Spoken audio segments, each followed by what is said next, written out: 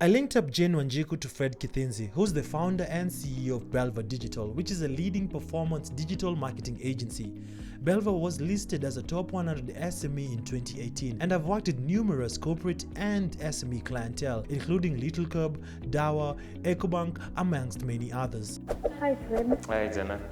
It's nice to meet you. Nice to meet you. Thank you so much for having me. I've come here today to pick your brains. I hope it's okay. I can give you some. Okay, so first of all, I'd like to know, you are a very inspirational person. I've been looking through Belva Digital for a minute right now, and I think you are very inspirational. First of all, I look up to you, some of the accomplishments that you've made. It's great to hear. Okay, and I'd like to know, how did you start? So sort of started by accident. So I didn't sit down and have a grand plan. Sorry to disappoint, but some of the best decisions sometimes we make are those instinct driven. I was looking for something where I could, sort of identify myself. As you say, sometimes when you're in your younger years, you want to do something that has impact, meaningful in your life. At that stage, and I was always in love with digital. I got interaction with digital. My first company I worked for gave me a lot of exposure into that. My second company I worked for gave me a lot of exposure in sales. And so I felt I was well equipped to go out there and try and bring something different. Because sometimes you don't want to open another kiosk just because your friend has a kiosk as well, right? So 2013, we went into digital marketing to provide what I call performance-based services. So we look at businesses, what are their challenges, what are they struggling with, and then we define strategies around that and execute tactics that actually deliver on the bottom line. So I'm happy that with 7 years out of that gut instinct, we are now at 7 years next year, and it's been quite a growth so far. Oh, that's nice. So for 7 years, you have been able to, going through your profile, I have seen you have been able to work with big companies like Google, EcoBank, and so on. How did you manage to scoop jobs with such big companies? Right. It's a very good question. So I'll go back to the basic rule that they say that your network is your net worth. My first employer was Google. So while there, I built a lot of good relationships that have led to the businesses I got since. Fortunately, after that, I also worked for IBM. Again, a big company, a lot of exposure, a lot of opportunities. So along the path, I met a lot of people that shaped my career to date. And those are friends that I kept, and those are friends that sometimes you meet in boardrooms when you're pitching, and they can always vouch for you. So I would say the reason we have the clients we have to date is because of the relationships and the networks that are established during my earlier career. Yeah. So at what point in the business did you decide that you need a team of employees, and how do you manage to scale them and keep them around? All right. So, I'll go a bit biblical. I think it's the same point where Jesus realized he needed 12 disciples, right? How many people is he going to reach when he's himself? So the same thing, sorry to compare myself to Jesus, but you get to a point where you can't do as much as you can. You need helping hands. And that's where the essence of team comes in. So initially you start, with people who can help you do a bit of heavy lifting here and there. My strength personally is in strategy and sales, business transformation. That's where I sit very comfortably. But of course, some clients will walk in and say they need production, video production. That's not something I do. So you go and either work with partners or you bring people on board that can help you. So I would say the reason why we started hiring and building a team is because we expanded our portfolio, our offering to the clients that required more than I could offer.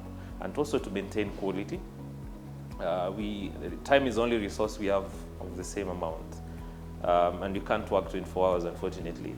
So you need people who can help you, bridge that gap of time and delivering the value that you promised. Yeah. So for someone who has been in the business for 7 years, that's a long time. And I know challenges you have faced, they are always there. So what are the challenges that you have faced as someone who has been on the digital space for a while now? Well, I'll say, in Kenya we say Kenya is unique, or rather, quite a number of African markets are unique.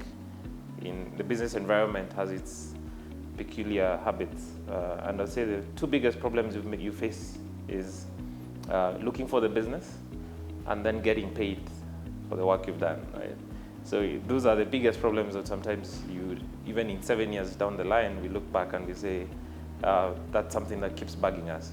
We have, every year you have debts you have to write off from clients who've literally said no to paying or no longer in business, or something happened, right? It's not because you didn't deliver value, but because you actually delivered, and you actually delivered value but you didn't get paid for it. The other thing is environment. I think we have this, every 5 years, economy just tanks, with elections. It's a bad cycle because that means that, you get to a point where there's no business. And in maturer markets, that never happens. There's always consistency of business and the environment. I think those are two main things that we've seen. And of course, just to add on, there's always been the liquidity issue, right? SMEs, we've always been looked at very risky by financial institutions, or generally by anyone who has money. So, you're not going to walk into anyone's office or any bank and say, I want 2 million, and you're given that. There's a lot of things you'll be asked for that sometimes as SMEs or smaller businesses, we don't have. So I would say those are some of the challenges that we face, but that's business. So you just have to keep the hurdles, it's like relay. You just get over those hurdles and then there are smoother faces. So it's promising. Nice. So in the digital world, I know it can be hard for companies to approach another company to do digital for them and all that. So how do you source for clients that you have worked with and those that you look forward to working with? How do you source them? You have to brand position yourself first, right? So I always encourage people, don't start a business today and expect to have 10 clients tomorrow. Spend the first initial month, even a year, building your brand. Who are you? What are you offering differently?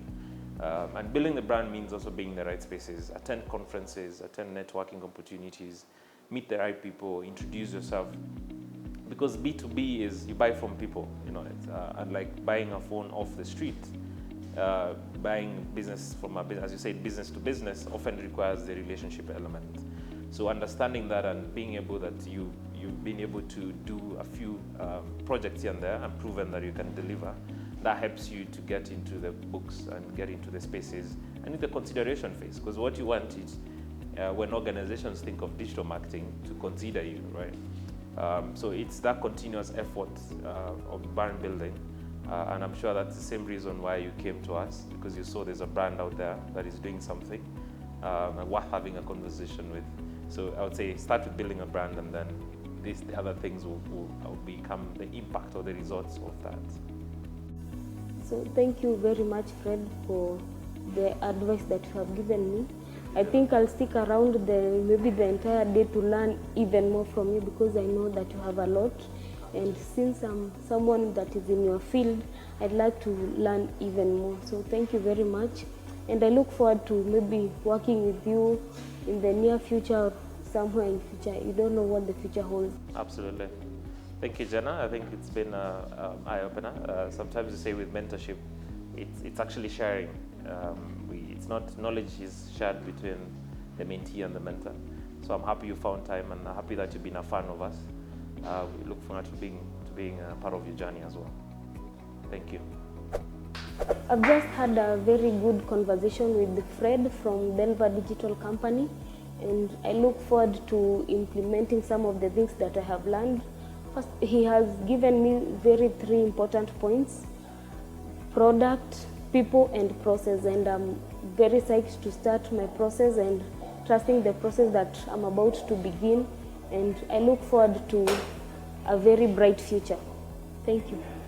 I am at the trophy leading cabinet of Belva Digital. All these are some of the awards they've won, and this is the top 100 SME that were crowned last year. Hope you've learned a thing or two from the conversation between Fred and Jenna on the digital business. And if you're an entrepreneur out there and you'd like to be a part of the show, feel free to reach us on our social media handles. And also remember each and every Wednesday to grab a copy of The Standard, to read the Hustle magazine where I usually write the Business Coach column. And also check out the Business Coach website, that's businesscoach.co.ke, to learn more about entrepreneurship and business that I usually share through the stories from my experiences. My name is Ian Dennis, and this has been the Business Coach, where we help entrepreneurs better their business. Here are events to look out for. On October 17th, there's an Investment Readiness Master Seminar happening at Meta Nairobi from 10 a.m. to 1 p.m. On October 23rd, there's a Women in Tech event happening at the Nairobi Garage from 2 p.m. to 5 p.m. On October 31st, there's a Changing the World Innovations and Better Life event happening at Macmillan Memorial Library from 4 p.m. to 8:30 p.m. If you like your event mentioned or the Business Coach to be a part of your event, feel free to reach us on our social media handles.